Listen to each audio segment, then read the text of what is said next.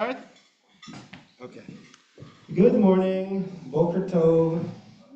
It's good to see you folks who have arrived this morning to eat bagels and learn some Torah. As we continue with our series, Whole of the Bagel. One of the things that we really are happy about and excited about Temple Sinai that we try to promote this notion of being a broad tent. A broad tent. I even found a source in Isaiah that supports this thesis. I'm going to talk about it some other time. Means that we want to look at ourselves as a place where a lot of voices are heard, that people can feel comfortable here, regardless of who they are. And therefore, when we started this Whole of the Bagel endeavor, we said, we don't want to just hear our own people. We want to expand also the canopy of speakers that we invite. And we're blessed in the city of Rochester that there are more than one congregation, thank God more than one rabbi, and many people who are very wise and smart, and we can learn from them all. And so it is my, in this context, it's my pleasure to see you here, my colleague Rabbi Drorah Setel, the rabbi of Temple Emanuel, who are, used to have a building, now you're at the JCC, right, currently? We always see you from across the hall at the high holidays when you pray there. And to my great happiness, Rabbi Setel agreed to participate in our weekly series. And we're very glad that you're here with us. So with no further ado, I'll let you present the topic and take it from there. Just technical things. If and when we get to the point when people are talking and asking questions or commenting in the room, they'll need to use this mic because otherwise the people on Zoom can't hear them. Okay? All right, I hope we have a very exciting and meaningful session. Thank you. Okay. So I was thinking about the fact that in my younger days, when I was asked to give talks, I always felt like, oh, I have so much to say.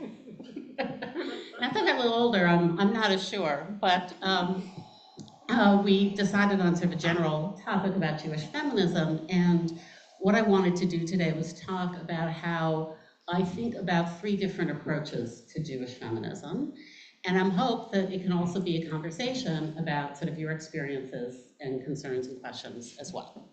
So, and I decided to be modern and do this on my phone, and now it keeps shutting down. All right. So the first way that I think Jewish women started organizing and sort of exploring feminist concerns was in a very traditional mode of what I call separate spheres. Rabbinic Judaism assumes that men and women have different life experiences, have different relationships to Jewish tradition and practice, and it remains in the Orthodox community an understanding that men and women have different roles to play, and that most traditional societies were very, in certain ways, gender segregated. The family was an economic unit and sort of worked together to support people, but social concerns, political concerns, all those things were definitely divided between men and women. And within that context, both a lot of secular and Jewish feminists decided that women's space was a way to discover their own perspectives, their own traditions, their own feelings, and which led to a number of practices like Rosh Chodesh groups, for instance, and also on a much larger scale, Jewish women's organizations, Hadassah, NCJW, JWI. These are all organizations based on the idea that women separately can organize and learn and do things in a way that is productive and important. I think that there is a limit to that, in the sense that I would argue that sort of separate spaces are an important strategy, but not an ultimate goal in terms of sort of what we might want, but that is a very clear and obvious way of sort of organizing, right? The second one is what I would call a liberal or maybe integrationist approach, which is to say women and men don't have to live in separate spheres. Women can now do what men have always done. And I'm an example as a rabbi. And there are many other ways in which women can now be synagogue presidents. Women can, teach and be scholars. Women can, be involved in becoming Jewish authorities in a variety of ways. And what's interesting to me, in some sense, is the way in which that has been successful in a way that I wouldn't have anticipated originally. Like 40 years ago, I've been part of a Jewish feminist group since the late 1970s. And when we first started meeting, we sort of said, what is our vision? What is our goal of sort of what the world will be? And we assumed that the easy pieces would be the secular ones. Women, childcare in the workplace, women running major Jewish organizations and having equal pay in those organizations. And then obviously women within the synagogue and so forth. And what's interesting is the easy one ended up being the synagogue, right? And we're still a very long way away from equity in legacy and mainstream Jewish organizations. And I think that the reason for that, sadly, also has to do with the reason for why there are so many women rabbis and so forth, is in our society, the devaluation of the religious sphere. And in fact, I don't know how much this is still a topic of discussion, but 30 years ago or so, there was a lot of complaining that so many women in the rabbinate was lowering the salaries, basically, and devaluing the profession. So anyway, but within a religious sphere, I think we've been very successful in that sense. The third area is what I call transformative Judaism, which is to say, when I was in rabbinical school, I went to rabbinical school in England, and Great Britain's a small country, so there was a monthly rabbinic meeting of the rabbis from all over the country. And we used to go as students to these meetings, and one of the rabbis sort of approached my roommate at the time and said, "Oh, I know who you are. You're the one who wants all the women to be like men." And she said, "No, I'm the one who wants all the men to be like women." But I think that there's also a model in which men and women together can take on each other's traditions, right? And that's what I would sort of call transformative. In other words, that we don't separate men from women, we don't have women just do what men did, but we also have men learning what women did. And I think that that has been sort of the hardest one. But there are ways in which that happens. I think there are real changes in synagogue life because of women's leadership. I sort of say we sit in circles more than rows now, that there are a variety of ways in which topics that weren't discussed are discussed. And there are new life cycle rituals. Again, maybe not so successfully, but the idea that we even think of, for instance, retirement rituals or rituals that welcome children into the covenant, regardless of whether they're a boy or a girl.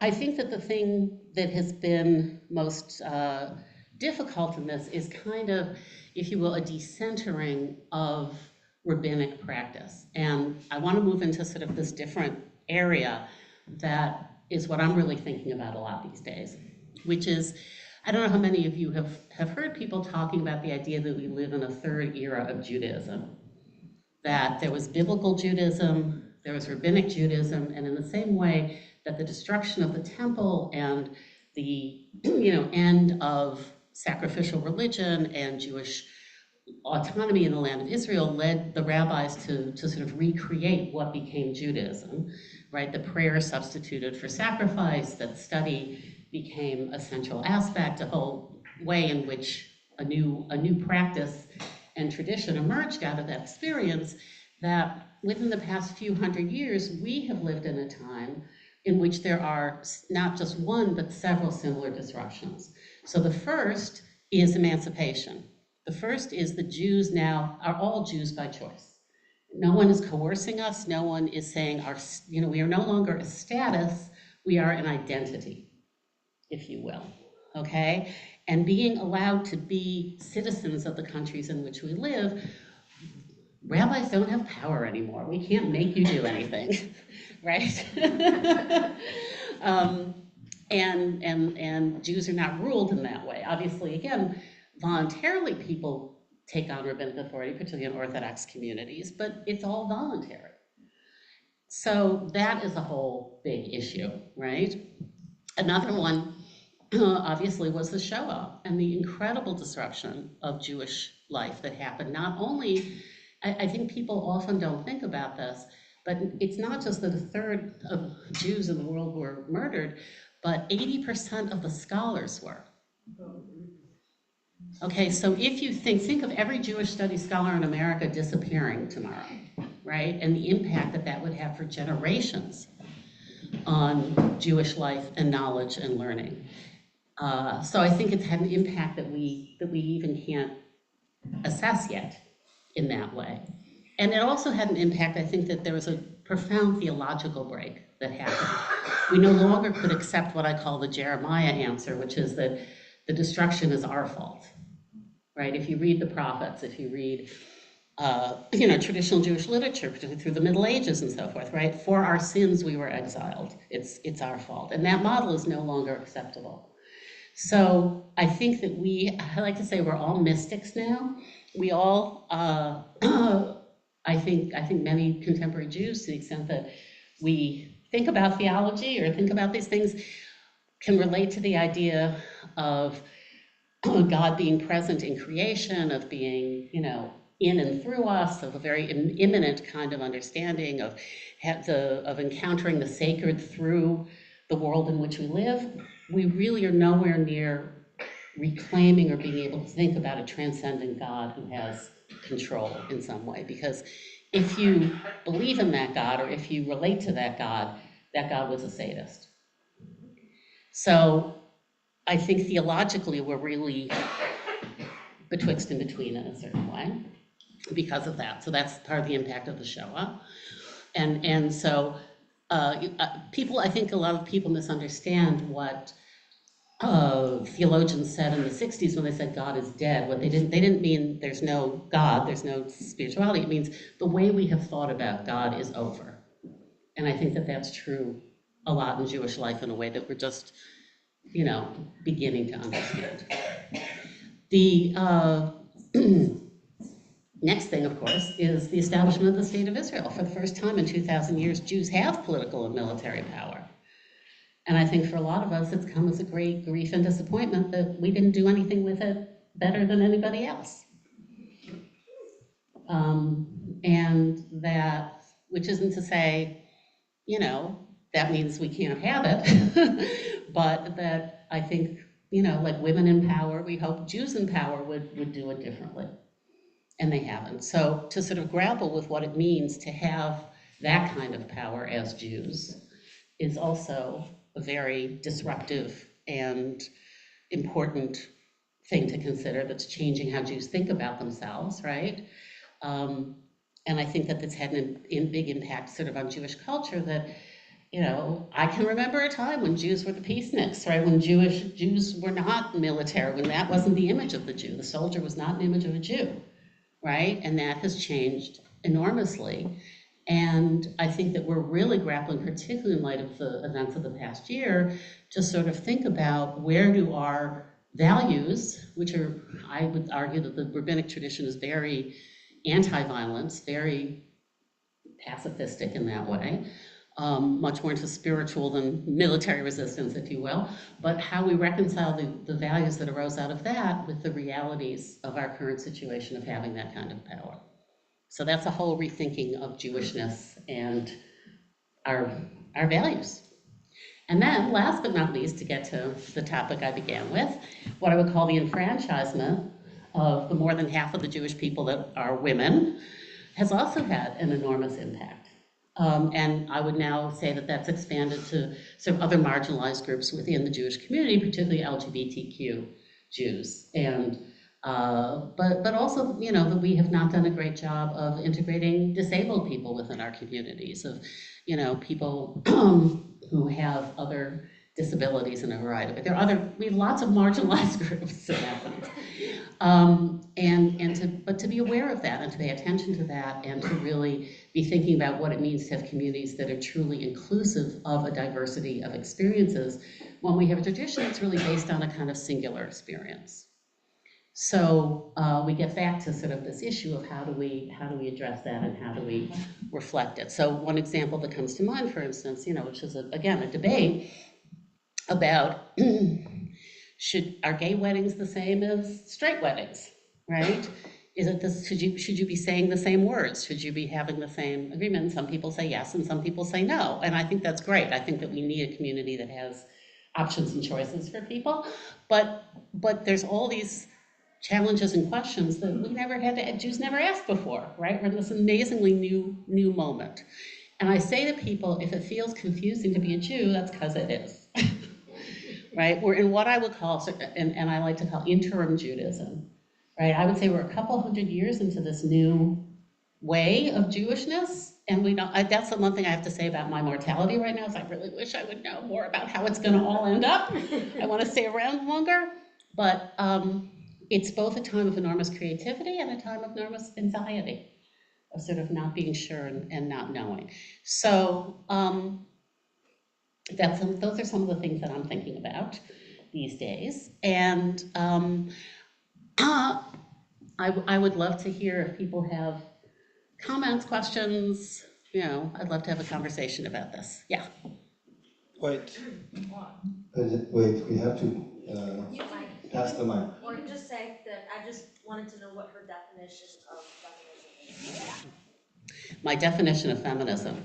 I don't think there's a single definition of feminism. My definition of feminism is the, if you will, honoring and integration of the experience of women and other marginalized people into Jewish life and practice, in terms of what Jewish feminism is. So for instance, one thing that also I have to say, so by the way, this third era, the sort of, I think the marker term for it, for most people, they talk about post-rabbinic Judaism. Okay, that we're moving out of the era of rabbinic Judaism into something else. And I also would say, I once said this to the Women's Rabbinic Network and freaked them out. Like, we still call ourselves rabbis, but we're not like what rabbis were 500 years ago or whatever, right? I've never told anyone whether their chicken was kosher, right? I've never, took out the Talmud and ruled on something for somebody. Though I certainly have it in my head in terms of talking and teaching, but we serve a very different function, and so maybe we're going to be called something else at some point, right? They still call themselves rabbis, but really they were among the first blah, blah, blahs, whatever that's going to be. And so, there was a reason I was saying this, sorry. In terms of Jewish. But so, for instance, as much as people talk about post-rabbinic Judaism, one thing that I have a lot of frustration with is that we haven't found a way to sort of decenter the rabbis as the only source and text of wisdom, if you will, okay? And what I mean by that is that I really feel, and something I felt that at some point the Reform movement had tried to do, and other people, is to have a sense of expanding our canon, right? That instead of saying that, well, first it ended at the Bible and then it ended at the Talmud, now we need new texts for a new era. And something, as a rabbi in Seattle, my congregation used to do for the Haftarah on Saturdays, is people would choose, and particularly we did this in Bar and Bat Mitzvah kids, something that they felt was a Jewish sacred text that might not be in the Bible, right? The term Haftarah means addition, and the idea, there are a couple theories about why it was added to the Torah reading, but certainly with the understanding that there were things that weren't covered, if you will, in the Torah reading that you wanted an additional reading for. So in the same way, I feel like we really have to be seeing as sacred texts writings that have come after the Talmud. I mean, that's, a long period of Jewish history, because otherwise we will never include women's voices, we'll never include queer voices. Well, maybe some queer voices are there already, but that we really have to have an understanding. And I have to say, it's a great frustration to me in the contemporary world that there are these, thriving organizations. I'm glad they're thriving, but like Sviva, which calls itself a queer Beit Midrash, a queer academy, or Hadar, which is sort of a modern Orthodox organization, whatever, that is still focusing on the Talmud as the source of Jewish teaching and wisdom. And there's nobody, like, I don't know if you're familiar with the website Sefaria. But it's a great website. I mean, it's a fabulous resource where basically they're trying to put up, every existing Jewish text that they think of as a Jewish text, but the Bible, the Talmud, Midrash, mystical texts, all kinds of things. It's a great resource. But I would like to see the Sefaria, or, either, I'd like to see it in Sefaria, actually, because I think that's the way to do it. But if not, another, like Jewish Women's Archive or somebody should be also making texts from women and other marginalized people available in the same way as our Jewish heritage and our Jewish texts from which we should be studying and learning. I still have hopes that that may happen. But anyway, so I think we're a long way kind of from that transformational model of actually integrating, but there's no question Jewish life has changed and is changing a great deal. Was that a helpful answer? Much longer than you might have wanted? Yeah. Wait, so I want to ask you, do you have a definition? That's, I don't know. I don't know if I consider myself a feminist, but I do believe that Jewish women need to assert themselves in the roles that men can. But I don't know, I think feminism has such a wide definition for a lot of people that it gets blurry. So I don't know, I just was curious, wanted to hear what you had thought. Yeah, thank you. Hello. One thing, someone is in the waiting room. But my question was on the relative abruptness of the transitions that you've mentioned. I imagine, being no longer able, the destruction of the temple was a pretty short time period. It's like it's happened, it's done. Whereas right now we're in this sort of gradual transition, I guess. So just your thoughts on the relative timeframes these are taking and what that's doing to the different transitions? So I think that the transition from biblical to rabbinic Judaism was also very gradual. It wasn't clear that the rabbis were going to win out, for a very long time. And the other thing, of course, that was happening at the same time was Christianity. So that was also sort of unclear how that was all going to shake out. I mean, the way I was always taught to understand the relationship between Christianity and Judaism is the tree and Christianity is the branch, right? But now what we understand is actually the tree is Israelite religion, which I claim is Judaism, but also isn't Judaism in the way that I practice it, right? But Israelite religion, out of which both rabbinic Judaism and Christianity emerge at the same time, and very much in relationship to each other as well. So all these things are sort of happening, and it takes hundreds of years, even, it's 300 or 400 years before Jews and Christians decide they're not the same. So in retrospect, the time I think looks much shorter than it is, but I think it's a comparable process. And in the same way that the rabbis faced, there's no going back to the temple, right? But it was still, a while before the Bar Kokhba rebellion happened, for instance, another 100 years or so. So there's still resistance, there's still this idea of, trying to get back to where they were. And obviously we don't have the videotapes, as I say. And we also, what's again, a wonderful time to be alive as a Jew, but also frustrating because there's so much more to be done, is that there are all these sort of questions about that scholars have only started to look at, right? Because until, I'd even say the mid-20th century, there was just an assumption that, for instance, biblical scholarship was there to prove the Bible. Right, there weren't sort of critical studies in terms of, kind of talking or an interest in things like social history in the biblical period, right? Looking at family life or agriculture or sort of things like that. There are all these sort of new ways. So in the same way, in terms of rabbinic history, right, there's really only a beginning of a history like of what were the other things happening at the time, right? Because again, we sort of approached it as like, oh, well, the temple ended, the rabbis started, and that's what we'll learn about. But there, as I said, there are all these sort of competing movements and ways of looking at things, and we're only beginning to really have a history of that.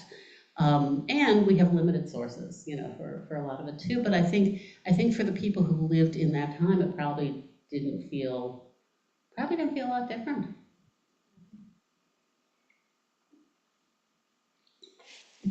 Wait, Ruben, I'm going to have to ask that Oh yeah, that we pass the mic. So maybe each person who spoke can somehow get the mic.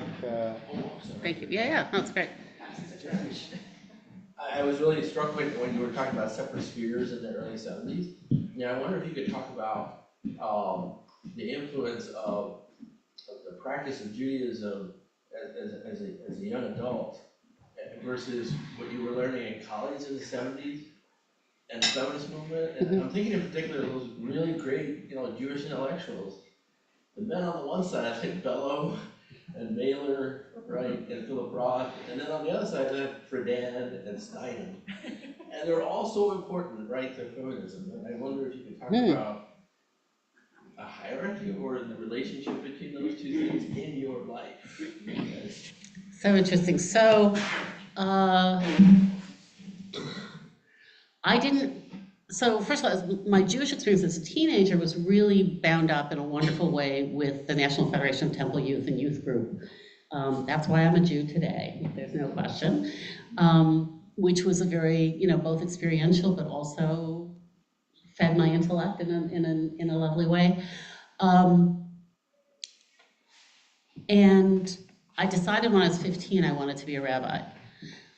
It was the same year Sally Priesand was ordained. It didn't occur to me that I couldn't be a rabbi. But it really did not have anything to do with feminism. It really had to do with the influence of two amazing rabbis with whom I spent a summer studying, Dov Taylor and Jerry Brieger, who were the first. So I had been very involved previously in politics. I was the youth vice president of the Linsky organization in Buffalo. And these were the first rabbis I saw who combined politics with Judaism, right? Like the rabbi I grew up with was very, very not. So I sort of joke, I became a rabbi to be not the same kind of rabbi. And I think a lot of us in my generation did, But once I got to college, I was definitely, very engaged in feminist stuff. And what was interesting was that I was challenged a lot by other feminists about like, well, how can you want to be part of that patriarchal system, right? To which my answer was, oh, you know a place outside the patriarchy? Show me where that is. So, and also, but at the same time, I felt there was some level of sort of anti-Semitism in that like the Black women who were involved in the church and their communities were not questioned about that commitment, right? But I certainly was sort of in that way. I think that, so I guess the framework for my understanding people like Mailer and Roth and so forth comes from Jewish feminist historians, I want to say Sonia Michael, I think was her name, and Paula Hyman, who wrote this really amazing and interesting article that I still think about a lot, which said that there was all this misogyny among American Jewish men because in Eastern Europe, what was the gender system? What were men supposed to do? Study. They were supposed to be at home, right? They were supported. They were spiritual. They were otherworldly, right? Women were the economic actors. They were out in the marketplace. They were supporting the family. They were the ones who knew the languages and interacted with the non-Jews, right? Okay? They get to the United States, what happens? It's a flip, right? And all of a sudden, Jewish women take up too much space, they're bossy, they're loud, they're inappropriate, they're, whatever. And Jewish men have been emasculated because they're not sort of in those roles, okay? And to sort of see that whole generation of writers, in a sense, as responding. And also the other piece of it, of course, is this horizontal violence model, which happens all the time, where instead of getting angry at the Anglos who are saying this has to be your value system, they want to be part of that system, right? They want to be in power, they want to be WASPs, so they're going to take it out on the women, not get mad at the guys who are telling them they can't be who their tradition tells them to be. And I think that sort of whole issue about gender is still playing out in the Jewish community in a very profound way, and particularly, again, in terms of this whole issue of, what is Jewish culture? What are Jewish values? Are we meant to be, are men supposed to be wimps, right, in the American model? Or is being a soldier a great Jewish way of being, And I also, the other thing that I would say, if for those of you, again, who are old enough and watched Holocaust in the 70s, that the miniseries was also, to me, very much the fantasies of American Jewish men wanting to portray themselves as these sort of macho guys, So, anyway, we've yet to work that all out. And I think, and I also think, this is the other thing too, and I think that it's a wonderful, to me, potential influence of queer culture as well, that to value men who are gentle and peaceful and spiritual, and not to sort of put people in gender boxes regardless, right? Is a very important thing to do. Just after Liz, what we're gonna do, just I'm seeing like the microphone thing. We can kind of use the microphone as a talking stick and just pass it around in an order. So if anybody doesn't want to speak, they can pass it back, and then we don't have, then also make sure that you don't forget anyone in the room, and we don't have to like juggle with the mic, okay? I'm just offering So I'd like to offer an observation that's... Liz, speak to the mic, please. Okay. Now we can hear you. I'd like to offer an observation that I think it's worth thinking about, which is that, of course, Jewish law doesn't stop the Talmud. There are, not just centuries, but millennia of things that we call codes, much of which came out of the Middle Ages, which basically were the laws that groups of people got together, rabbis, and said, this is how you should practice Judaism. And of course, that only gets accepted if people are willing to accept that authority. But it continues to today. We have responsa, right? And we have responsa from different streams of Judaism. Today, I used to practice with a group of people in my psychology practice, one of whom was a very Orthodox, modern Orthodox Jew. And we shared a lunchroom with a microwave. And he, before he would heat his lunch in the microwave, would boil a cup of water for 2 minutes. He said, the rabbi said, that's how to kosher the microwave. Well, I'm sure other rabbis said 3 minutes, or said, no, you can't do it at all.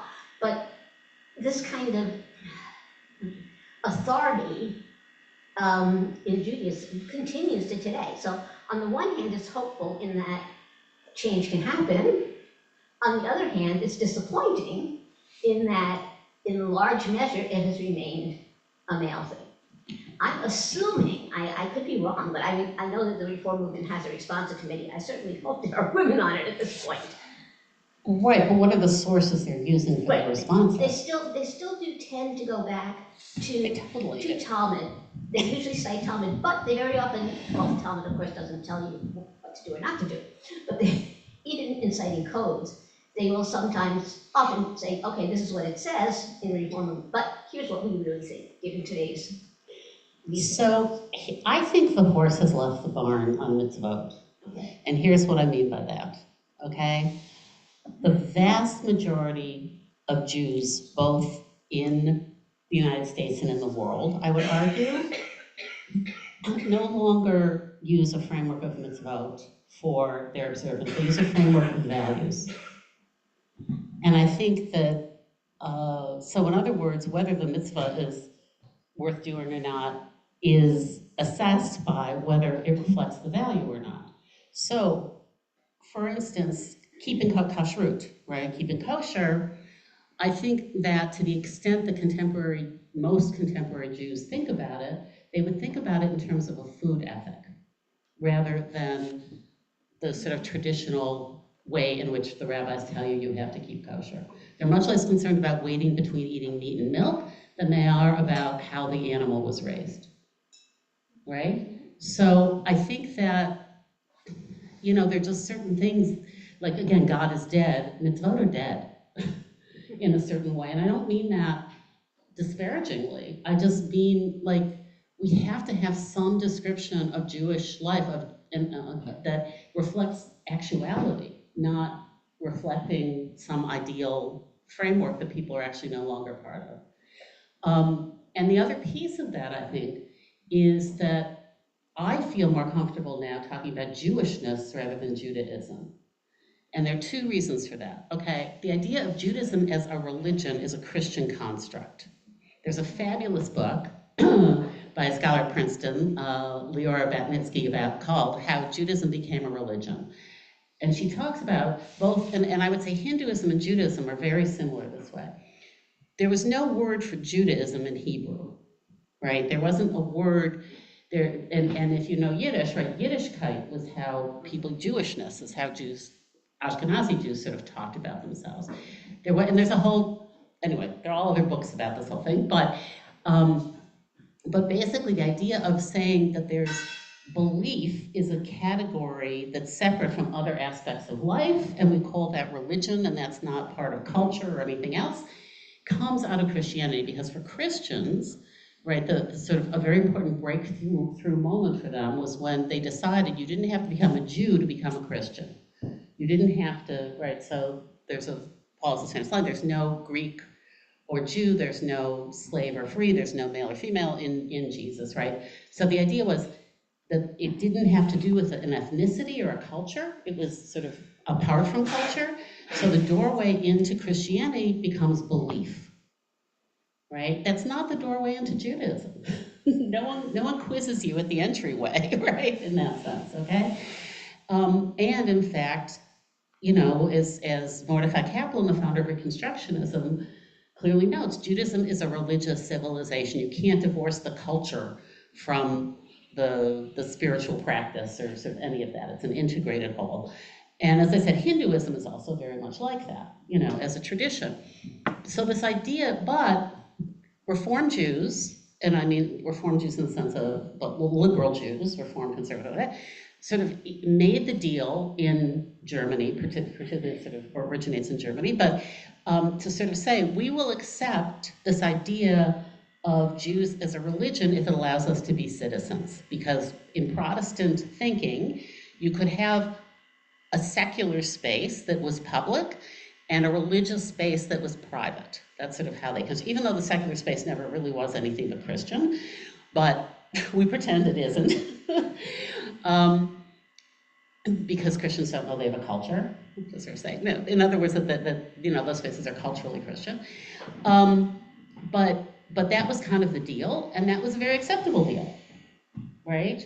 And this emphasis, I am a German of the Mosaic persuasion. I'm an American of the Hebrew faith, right? Was kind of a way that was formulated. But that's, again, a very recent development. And it's something that I think increasingly is no longer applicable to how contemporary Jews understand or see themselves. So again, this is part of this sort of movement and change. I have a question for you. I see there being another era starting now, and that's the university era. And how I wonder how that's going to change Jewish feminism. 55 years ago, when I was in college, the Vietnam War was raging, and most of my Jewish friends were liberal, demonstrating, marching, sitting in, etc. Now the university, all right, I'm going to be very blunt here. I see the university faculty, administration, and students as seeing Israel as the colonial, settler, white, blah, blah, blah, blah, blah. And that is what they are demonstrating against, that the whole university system has become anti-Israel and by extension anti-Semitic. And I see many, many Jewish women as part of that belief system, and that scares me to death. So my youngest child is the spokesperson for Independent Jewish Voices in Canada, which is the equivalent of Jewish Voice for Peace. I can relate. I think, I personally don't think that anti-Zionism is always anti-Semitism. I think we have a real problem there because when Jews hear the word Zionism, we hear the word, we hear to be a free people in our own land. At least that's what I hear, right? I know when Palestinians hear the word Zionism, they hear occupation. They hear, Jewish supremacy. So I'm against Jewish supremacy, I think that that's sort of complicated. What I think isn't complicated, you're talking about absolutely, is the peer pressure and the environment that is, I watch this, as I said, with my own kid, and we fight about this all the time. Argue lovingly about this all the time. But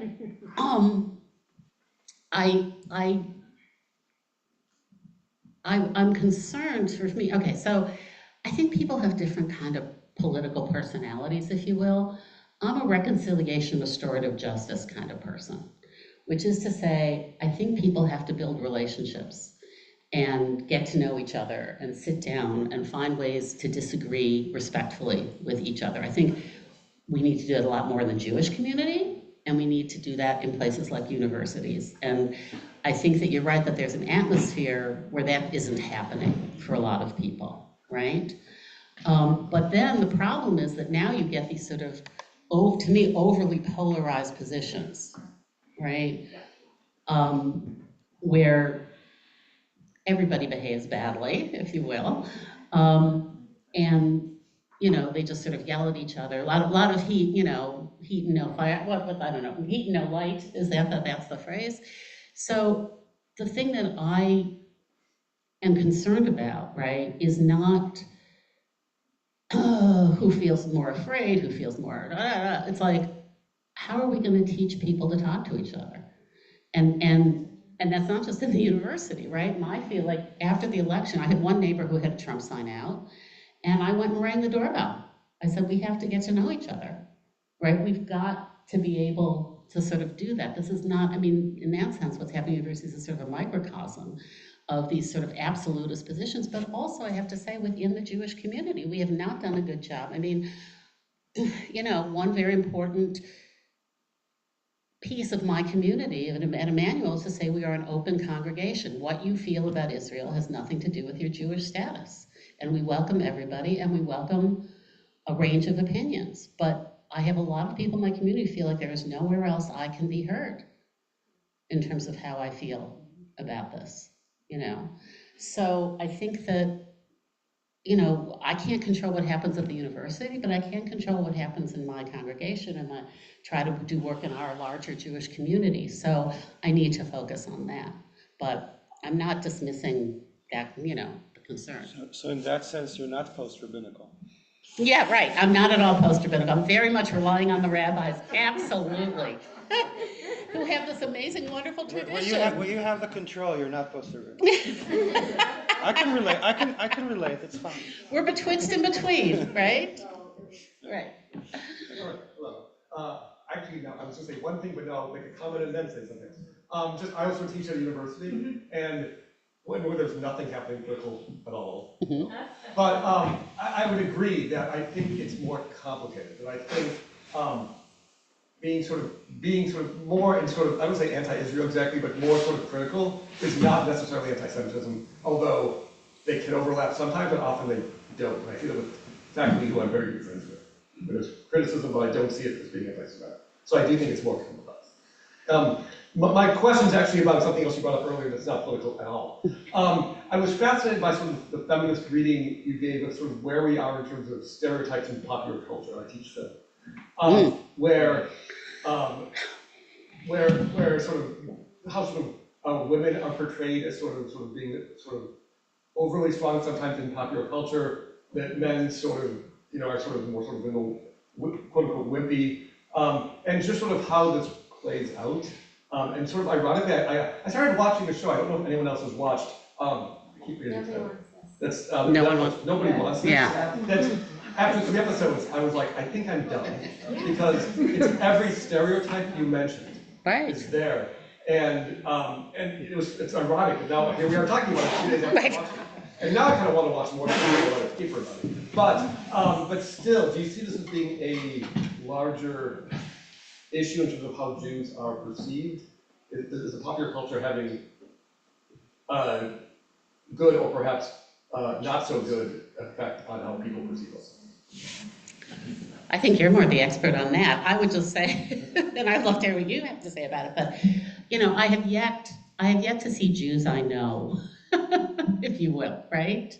The Jews that I know and love, or that I hang out with in my family, or whatever, portrayed, realistically in media. But I'm sure every minority group feels that way, right? I don't think we've done a stellar job of portraying Black people or, Asian people or whatever. I mean, it seems that the media sort of trades, is sort of based in some of that stuff. But I do find it, appalling that the kind of misogyny that's anti-Jewish women stuff that's present in No One Wants This, is a show that's gotten all these accolades. And, it's only in the Jewish press that I've seen that sort of criticism. Okay, so my question is about, and you mentioned the Jewish women's organizations that were created a while ago, the National Council of Jewish Women, Hadassah, all of which still exist today. And kind of because the external environment has changed, right? There's more equality within the Jewish community and within Jewish institutions. Do you think their role should change? Has their role changed? Are they sort of obsolete? Like, it sounds funny when I say I belong to the National Council of Jewish Women, and I do.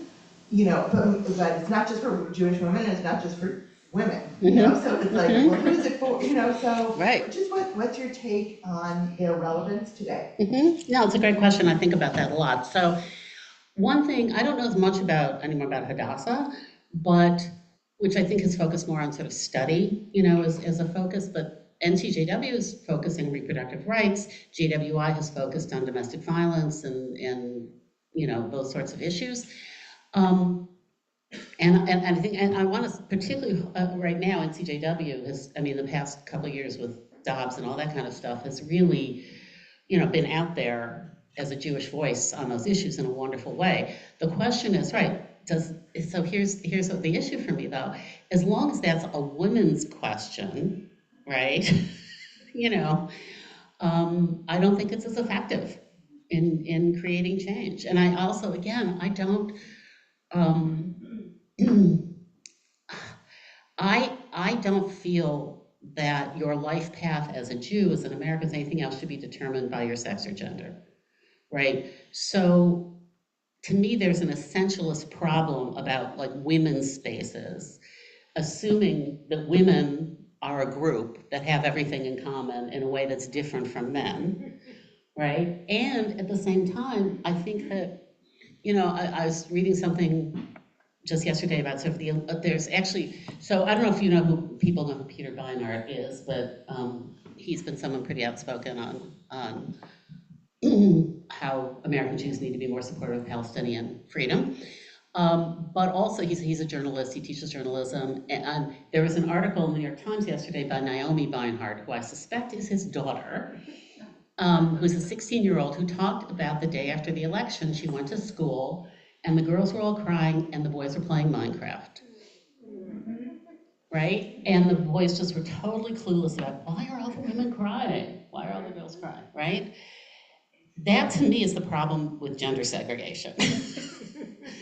Right? If you don't feel a stake in the people you love and care about, whether it's your mother, your sister, your daughter, whatever else, right? And you're not out with them changing that.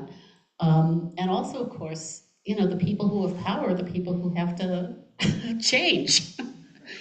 So, and as I said, I think as a strategy, it's very important to have women's spaces, queer spaces, Black spaces, whatever, but I am not a segregationist, right? And I believe that in terms of, you know, whether it's about race or whether it's about gender or whether it's about anything else. I just, and I think that it limits people too, because again, it sort of says somehow there's this binary and you're on one side or the other, and people's actual lived experience is not that.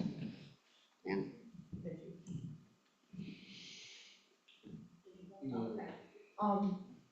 Well, I wanted to ask a question, but I also wanted to say about the college thing, that I do think it is sad that college students are being swayed politically by professors who are not supposed to be doing that. They're supposed to be teaching them and educating them and letting them make their own choices, and it's really sad. I've seen my brother go through it, and I've seen the outcome and how he was completely swayed to one side.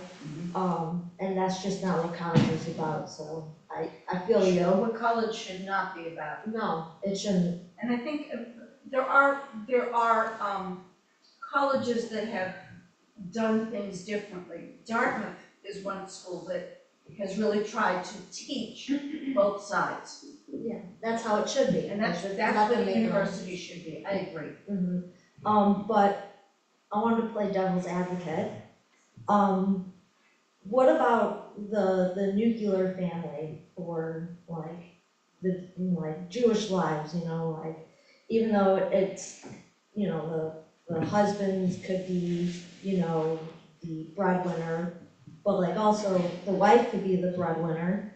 But what do you feel though about like the whole nuclear family and it being changing? And I mean, like, I'm all for, moving forward and positive change, but there also needs to be, what's it called? Even keel, or a balance, yeah. So I'm a materialist. It is the economy. In my lifetime, we have gone from the assumption that a middle class wage earner or salary earner could support a household to a situation in which two barely can. I can't believe Americans are not up in arms about this, right? It's really incredible. And I do believe there's been a deterioration of civic life, of family life, of all kinds of things because of that, right?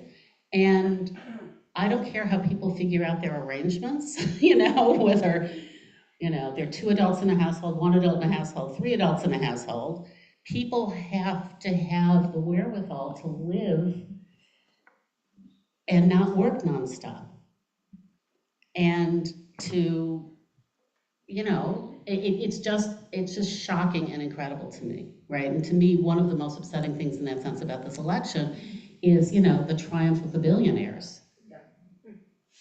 And the concern that this is only gonna get worse. I have to say, I just can't understand somebody's divorce from the reality of people's lives, that they don't like.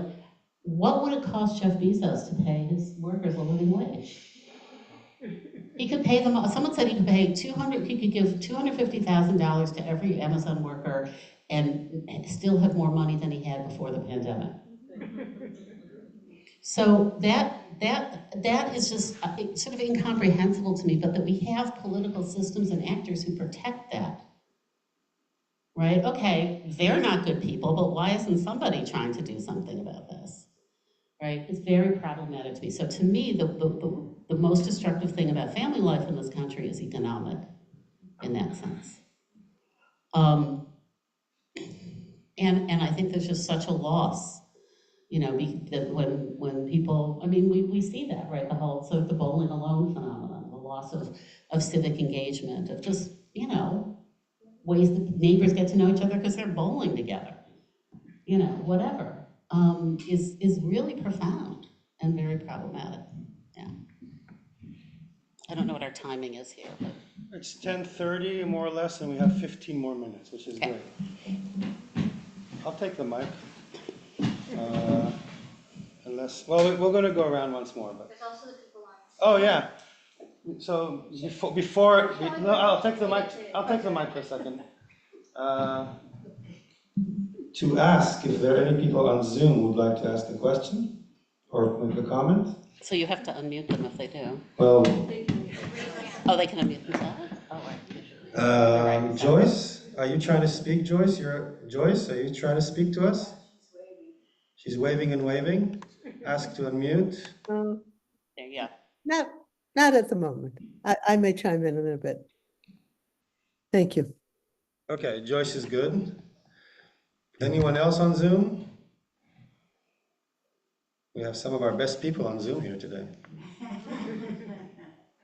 Okay. I'll take then. Yeah. I wanted to make some reflections. For one thing, I'm kind of justify the thesis of Whole of the Bagel. I'm very happy that you're here today because, again, I think every guest enriches our conversation. Some of the topics that have been brought to the table today have not been brought up in the whole semester, and I think that every time we kind of to talk about what you're saying, that you knocked on the person who voted different than you.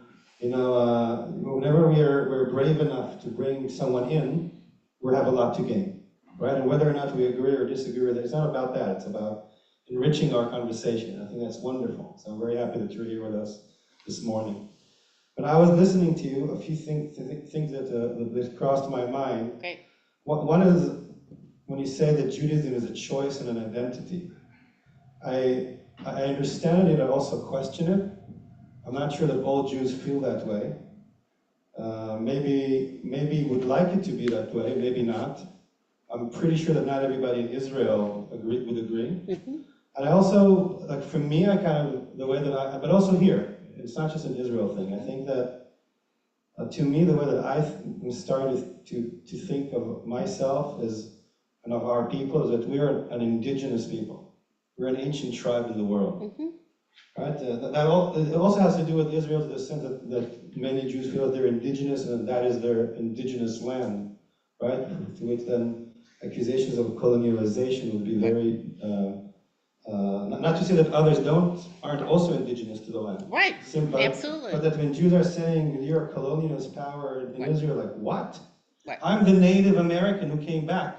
Yeah. And gained sovereignty, you're going to tell me that I don't, Right. right? So that's. But coming back to the United States, I think that, like, would you say that a Native American, for them, is a choice and an identity? Yes, they can assimilate, but no one is expecting them to do that because everybody accepts the fact that they're Native American. They can leave the reservation, and many of them probably do, right? But they don't have to make that choice. They can be who they are, right? So in the same way, we can be Jews without, like I don't want someone to tell me that it's a choice that I make and therefore I have to pay the price. I'm a Jew because I was born a Jew. We've been there for thousands of years since the beginning of history, and that's that. Everybody deal with that, right? So that kind of indigenous language to me is kind of helpful to kind of think about who I am.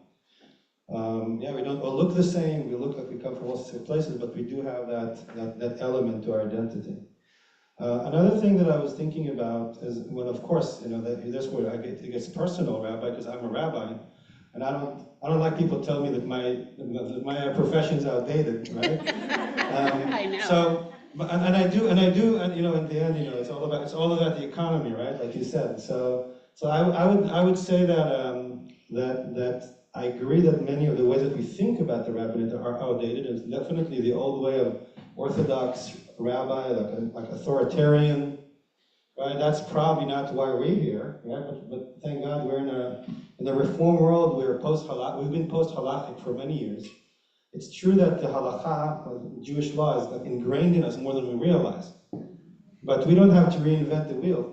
The Reform Judaism has at least 200 years of history. We say we're Jewish, we're even religious, but the codes of law of the Orthodoxy don't define what that is for us. Right, so I think that like for me, I would say the rabbinate has to evolve and change, but I do think that there is, yes, please keep thinking that there's still a need for a rabbi, right? You know? But yes, it's not coming from a place of authority, it's coming from a place of leadership, it comes from a place of partnership, it comes from a place of inspiration. Yeah, but and maybe we could change the name and call it blah blah blah. You can also change the name of Judaism, call it something else, but I would say let's keep the old names and give new meanings into them, because then we also enjoy kind of like the thousands of years that has been called that word. Of course, you can always rename it, but that would be my preference.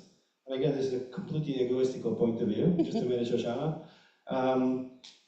Just collecting my comments here. Yeah. About the Talmud, I would like to second Liz's approach, but expand it beyond halakha. I think you're very right, and I think you also alluded to that yes, there's 1,500 years have passed since the Talmud, and many books and codexes have been written. A lot of them are not halachic. Liz, you were talking about the responsa, but what about Kabbalah? What about the Zohar? What about Jewish philosophy in the Middle Ages? What about all the modern Jewish thought in Europe and in other places? What about the amazing things that happen in the Sephardi countries?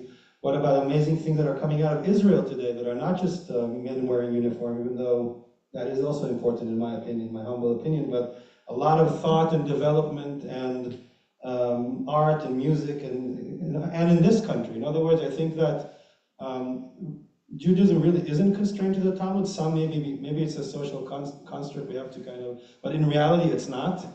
And that we have, thank God, we have evolved since the Talmud. And the Talmud is kind of a wacko text that has really many, like in the end, what is the Talmud? It's not even, in my opinion, it's not even a codex of, it's actually not true. The Talmud is a closed codex of law. It really is a wild associative text.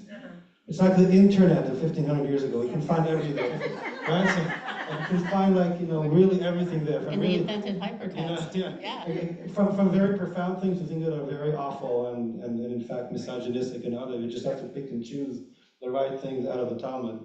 Otherwise, it will drive you nuts. And I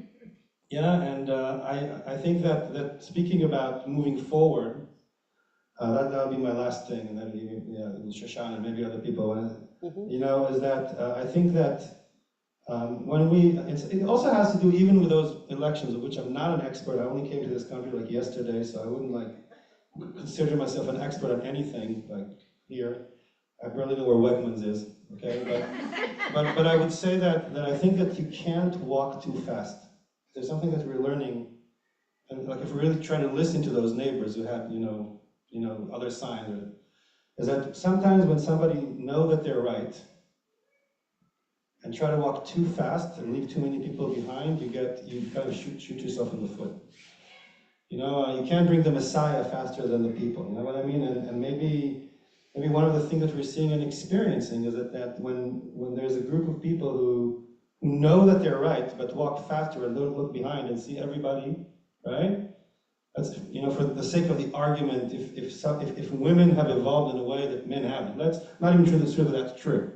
Okay, and they walk too fast and leave the men behind, you got a problem, and vice versa, right? So one of the things is that leadership and change are built from the center, not from from far left or right field. And I think that that's something for us to consider when we try to move forward, is how we kind of make sure that everybody is included and that the progressives don't forget the conservatives behind. We really need to find a middle way. Maybe that'll be more helpful in even achieving some values that we'd like, the change we want to be in the world.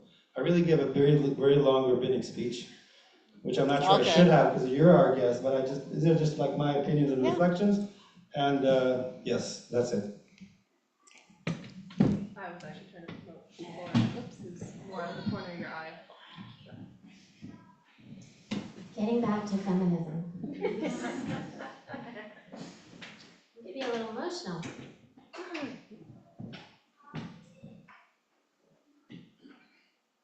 Your anecdote about the young girls on the playground really hit in the kishkas. That is not just young girls on the playground. Fine. Every space I'm in, the women are mourning, the women are distraught. I've had conversations in every room I've been in since the election, and I have a lot of male friends. I'm in a lot of different spaces. I keep having the same conversation with men. Don't you notice that this is affecting us? Where are you? What are you doing about this? So it's not exclusive for women to say feminism. It's sort of, bless you, a default of okay, we understand, we're gonna pull together. Being inclusive is wonderful, but you need the other group of people to show up. I keep having the same conversation that when Black Lives Matter, when the George Floyd murder happened, and the Jewish community, every group I'm in the Jewish community said, we have to show the Black community that the Jewish community cares, and we have to show up and be present. When we had that beautiful, heartbreaking service at the temple on Winton, I always forget which temple is which, I'm sorry, TBK, on October 11th or whatever it was, a few days after October 7th. It was so important to everybody that we saw politicians and people outside of the Jewish community showing up for us, that we weren't in it alone.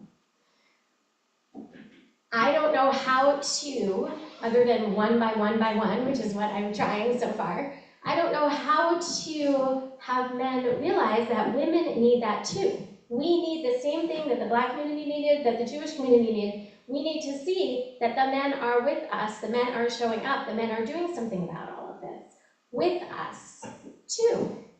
I've been told I'm not asking the right question. I've been told I'm not saying it in a good way. I've been told I'm not being positive enough in my approach. I've been told all the reasons why I'm not doing it right.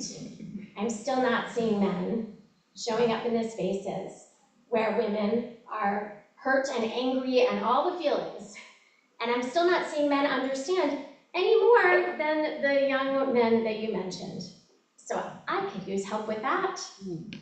And I don't think I'm alone in feeling that way. So I think we have a deeper problem, to get back to gender segregation, that we still socialize boys and girls differently, and then we expect them to be intimate partners. Right? I mean, okay, so it's really only basically in the lifetime of our parents that men and women were supposed to be best friends, right? Prior to that, even I would say my grandparents' generation, right? Their closest emotional ties were with the women of the family or the men, right? And we haven't caught up in terms of how we socialize young people. I mean, so it's relevant in this context. I'm a lesbian. My heart goes out to my straight friends in terms of how much they struggle in heterosexual relationships because of the sort of different way in which men and women are taught to see the world and see themselves in the world. And I think we do an enormous disservice, to our kids and to young people to not do more to again, integrate those cultures. But to me, that's part of the impact and part of the effect, right? Is we still have the remnants of that very gender segregated society in how we raise kids and still continue to live with each other. I mean, there are men's organizations that are organized around those issues, right? Around rape, around gender violence, around, a whole variety of things. But I think that it's because the other issue that's different about gender, say, than race, is that not every Black person is an intimate partner with someone from with a white person, right? That the intimacy between men and women means that the struggle becomes very personal in a certain way. And, I'd like to, I have to say, I find it very discouraging that the evidence is that younger men are not seeing the world differently. I'd like to think, I would like to think my son does, and that those of us feminists who raise boys, did it differently. But that's a very discouraging thing, because that's something I had a lot of hope for, And I really don't know, you know, that's gonna be any kind of quick fix. I'm not being very hopeful here, but, I didn't expect you to have the answer to that. I more wanted to put that question out yeah, there. yeah. And that I could speak. expectation I think out Joyce there. wants to say something, Because yeah. I think that expectation, and I agree with you, I think the younger generation, I was distraught to read all, you know, and see interviews with young white men at U of R saying they don't really feel like this election is about them. You know, and those sorts of viewpoints where I'm like, how do you not have the empathy for other human beings in your midst, in your everyday world around you who are working so hard to make the world better? Much like you said about the billionaires, I don't understand, you know, on a sort of in a connected way, that lack of getting it. I want to give Joyce a chance to speak.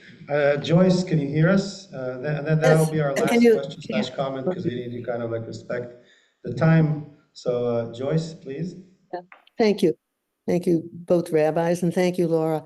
I didn't speak before because I feel like it's so also complex. Wait a second, Joyce. I'm wondering Turn if up we the can make volume. it, Yeah. maybe if the TV is right. Can you Can you hear me now? Can you hear me now? Better, yeah. That's better? Okay.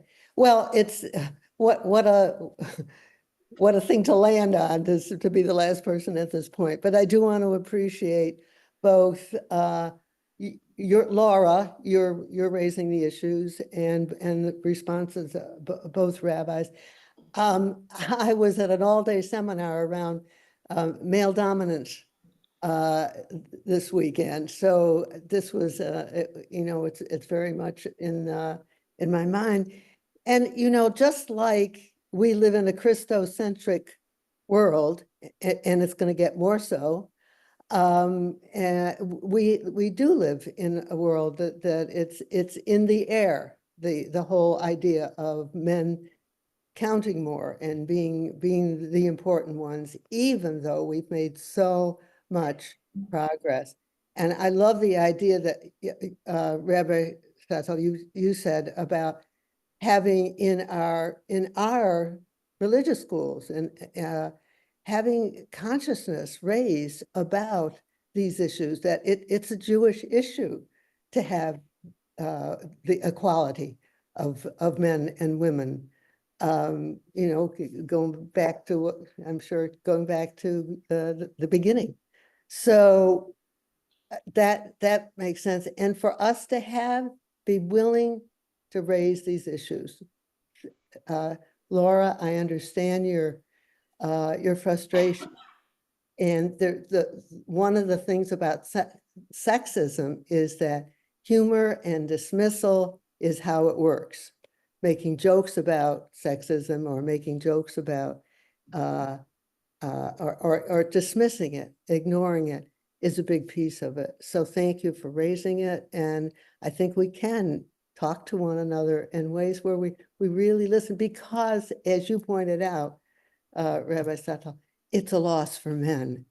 Men have been so restricted by the way we have slotted them, the ways we have diminished their range of emotional responses, made them feel like they are to be valued only for what they bring financially, and that they can't be close with other men. The only person they can have closeness with is, you know, as one woman. So, I mean, we've done progress to some in those ways, but for both men and women, you know, we need to liberate one another. Well, Amen. Amen. You want to have a last comments? I'm good. So just to say that the conversation isn't, you know, is never finished. The bagel goes round and round, right? There's always another bagel, another day, and Rabbi Setel, you know, doesn't live in, like, you know, the North Pole or the South Pole. She's around the corner, and we can always, you know, if you have more questions, or, you know, in other words, the conversation continues. I think that I'll just conclude from me to saying that, you know, often I don't like when people say progressive Judaism, like we're progressive Judaism, because like, really? Are we like, who's to say that you're progressive? right? Maybe we're not progressive enough. Maybe we're like, maybe we are too progressive, whatever. Like maybe someone else is more progressive than you, right? So, and why I'm saying it because, we pride ourselves in Reform Judaism and in this community as being egalitarian and as being, advanced, as if we've solved those problems. Like, look at those Orthodox people. Look at people like in Yemen or whatever. They are misogynists. We have evolved, and I think we have to be very conscious of that, right? That often, like it's been said here, right? Feminism is maybe 150, 200 years old at most, and we have maybe less, but we have millennia of patriarchal society underlying it, and then it's like a very thin crust. We've only just begun. So we have to be very conscious of ourselves. And I'm also alluding to your comment, Laura, right? That when we think of ourselves as evolved and liberate from those things, we're really not. We have to be very conscious and careful to see that we don't have blind spots, right? It's not to say that we're bad people. It's not to say that we are the horrible patriarchy, but it also to say that we have to be very mindful and thoughtful and give space for those voices. And for that, again, I thank you, Rabbi Setel, for coming here, for expressing those voices. I also thank you for not keeping strictly to feminism, because that would be an unfeminist thing to do. To say that the woman rabbi that the woman rabbi has to come and speak just about you spoke about a lot of stuff that I think was helpful to us. And again, it's great that we don't all agree about everything, because otherwise it'll be very boring. So,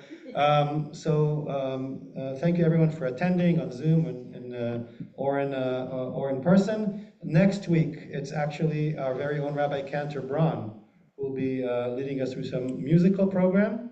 And I believe that after that, it's actually our very own Rabbi Katz, because I'm going to be away. We're going to Nebraska.